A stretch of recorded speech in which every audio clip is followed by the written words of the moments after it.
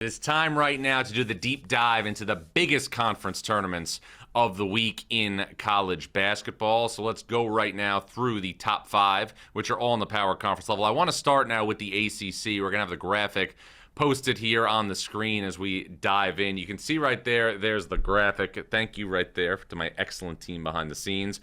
So you can see the top four seeds, Duke, Carolina, Miami, and Virginia, are all getting buys. The championship game will be Saturday night at 8:30. So the ACC tournament's always going to start very early in the week. The teams to watch right there the first day are Stanford, SMU, and also Virginia Tech. All three of those teams are firmly on the bubble. Stanford with Ibuka Okori had a huge win on Saturday at NC State.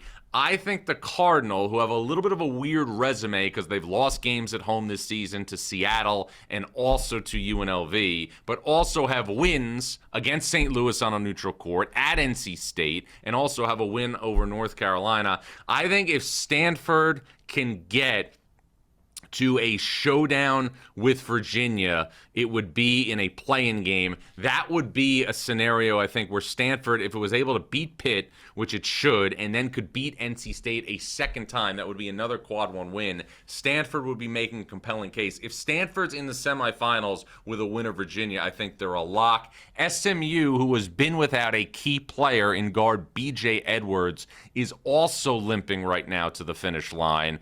Louisville is waiting, obviously, in a game right there if SMU were to beat Syracuse, and then Miami would be beyond that one more round. So you're looking at the dynamics there. In terms of seeding perspective right now, Virginia's in play to be a top 16 seed in the NCAA tournament. Virginia would have to win a couple of games here to do it. I see a path for Virginia, though, to get to the championship game here and face what would likely be Duke. I don't see Carolina here beating Duke in the semifinals, but we'll see what comes to pass here. A lot of obviously interesting teams. I think if there's a team that doesn't have a double bye that you want to keep an eye on, it's Louisville, the 6th seed, but that of course depends on the health of Michael Brown.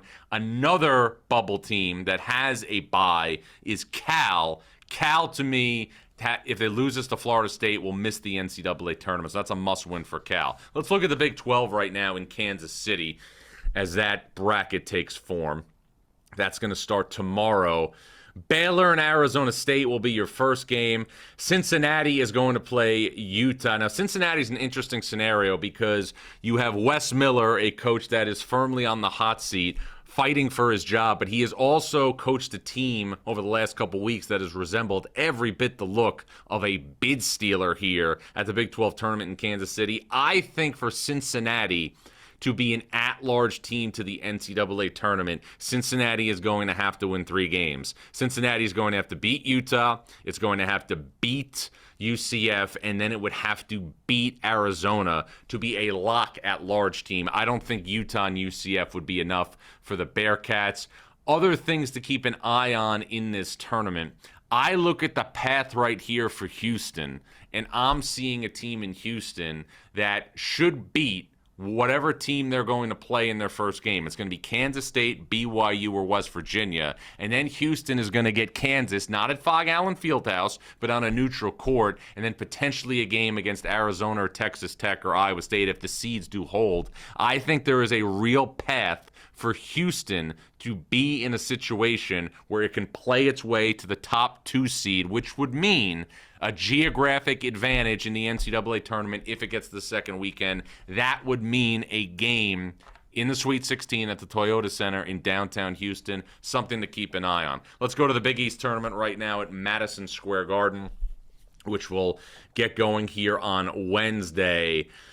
Your first day of games, Providence Butler, Xavier Marquette, and Georgetown DePaul. I got to tell you, and I know that this is a long, long ways out right now because Providence has to beat Butler, but it would be also very interesting, in my opinion, if after that fight we saw a couple of weeks ago at Amica Mutual Pavilion, if we see St. John's play Providence in the quarterfinals games. That would be a quarterfinal game that would be extremely emotional for both sides. Providence head coach Kim English is not expected to return next season. Obviously, there's the Bryce Hopkins dynamic. That would create an interesting dynamic for St. John's, the 1 seed in the Big East tournament for the second straight season. I'm looking at that 4-5 matchup between Creighton and Seton Hall, and I'm seeing two teams that could potentially be bid stealers at the Big East tournament. Now, we're going to get more into my official list of bid stealers later in this show, but bid stealers are teams that have no chance of getting an at-large bid in the NCAA tournament, but are good enough to potentially win their conference tournament. Seton Hall has not beaten St. John's or UConn this season, also lost at home to Villanova and didn't beat Villanova.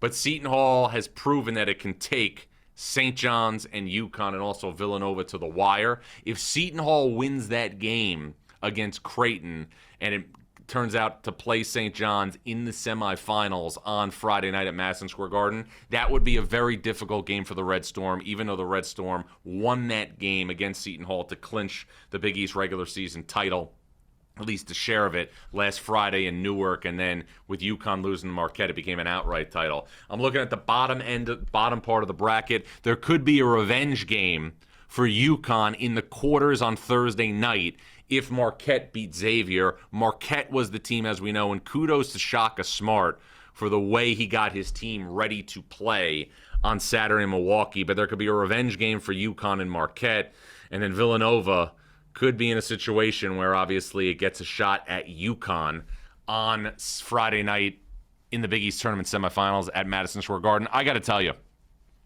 the Big East tournament to me was always the conference tournament that wasn't really obviously the NCAA tournament, but when I got going in this business, the Big East tournament was just a hair below the NCAA tournament in terms of cachet and prestige. It felt like a mini NCAA tournament.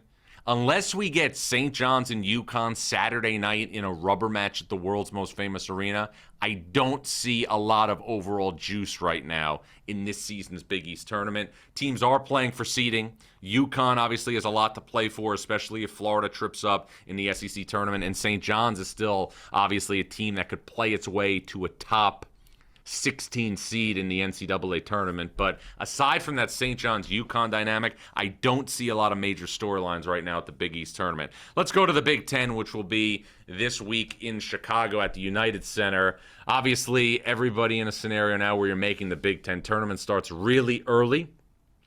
I think the team, in terms of the bubble situation, that is going to have to do the most work is Indiana, which is in its first season under Darren DeVries. Indiana is going to play the Penn State Northwestern winner and then would potentially play Wisconsin.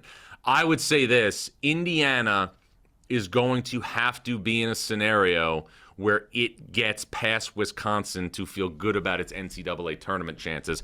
I think Indiana's going to have to win at least 2 games here to be in the NCAA tournament as an at-large team. Ohio State, much better shape in my opinion after the week that the Buckeyes had, beating Purdue, beating Penn State, beating Indiana, and then the 4 top seeds with the double bye. I'm looking here, and I'm seeing the bottom of the bracket as really, really interesting for a lot of different reasons. Well, first off, UCLA was embarrassed, in my opinion, defensively a couple of weeks ago at Minnesota. UCLA could get Minnesota in its first game, and then UCLA could get a crack at Michigan State on a neutral floor. Michigan State blew out UCLA in East Lansing a couple of weeks ago. And there's also a potential thing here where we could see, if Nebraska were to get obviously by Purdue, that Nebraska could play in the Big Ten tournament semifinals on CBS. Illinois, the 4 seed, another team to keep an eye on, in my opinion, that could be playing for a high 2 seed in the NCAA tournament. Don't think the Illini could play their way to the 1 line, but here's things you got to remember. Michigan is locked up as a 1 seed. Illinois and Michigan State right now are in the 2 position. The teams who have gotten the double bye right now, or the triple bye, excuse me, that have gotten the spot in one of the top four, other than Michigan. Illinois, Nebraska, and Michigan State. All three of those teams are looking to improve their respective seed line in the NCAA tournament. Michigan and Illinois are trying to cement their place as a 2 and stay at 2. If Nebraska was able to hold serve here and beat Purdue, Michigan State, and then Illinois or Michigan, Nebraska could be a 2 seed in the NCAA tournament. Let's take a look right now at the SEC tournament bracket, which is obviously going to feature the defending national champion Florida Gators. The way it looks right now, Florida's first opponent will be Kentucky or Missouri. I would expect Kentucky to beat LSU. Florida, to me, if it wins one game, will be in great position to be the 4th number 1 seed in the NCAA tournament. I think if Florida gets to the finals here, I think it would be an absolute lock. Bubble teams to keep an eye on in the SEC. The 12 seed Auburn is obviously one. Auburn right now is just a game over 500. I will say this, if Auburn beats Mississippi State and then is able to beat Tennessee, it will be really interesting to see what the committee does with Auburn, because Auburn has incredible wins compared to other bubble teams. Now, they have a lot of losses. Right now, they're 16 and 15. Auburn's got to win 2 games in this tournament at least to be an at-large team, but I'm going to bring up this example. A couple of years ago, Michigan made the NCAA tournament, I believe it was 2022, with Juwan Howard, was 17 and 15, was good enough to beat Colorado State in the first round, was good enough to beat Tennessee in the second round, got to the Sweet 16. Auburn's got to win 2 games here. And then you're looking at the lower part of your bracket. Oklahoma under Porter Moser has made a big push here to get into the bubble picture. It's still a ways away, but I would expect Oklahoma to beat South Carolina. Oklahoma could beat Texas A&M, and then Arkansas would be the 3rd opponent for the Sooners. Those are the 2 teams you're looking at from a bubble perspective. Sean Miller and Texas, I still think, have a good amount of rope, the 10 seed, to be in the NCAA tournament. But I do want to say this. Texas, cannot afford to lose to Ole Miss in its first game, because then things can happen all over the country. I saw it in 2023 when we had bid stealer after bid stealer. Other things to keep an eye on, Arkansas and Alabama played a classic game a couple of weeks ago in Tuscaloosa. There could be a rematch in that game in the semifinals of the SEC tournament. Vanderbilt's your 4 seed, but in terms of the big picture, Florida, the number 1 seed, I think will be a lock to be the 4th number 1 seed in the NCAA tournament with 2 wins. Kentucky, you might be looking at this and say, how is Kentucky with, all of its NIL and resources a 9 seed? This is what I'm going to say. How many teams in college basketball could lose their starting 1 and their starting 5, 2 players who are both at an all-conference caliber level, and then be in a scenario where they are still the same basketball team? Jalen Lowe would have been an all-SEC caliber point guard. Jaden Quaintance was an all-SEC caliber big man. Really only saw those 2 guys together against St. John's in the CBS Sports Classic in December. So I think you got to give, Mark Pope the benefit of the doubt in that regard. But lots of storylines at all these conference tournaments.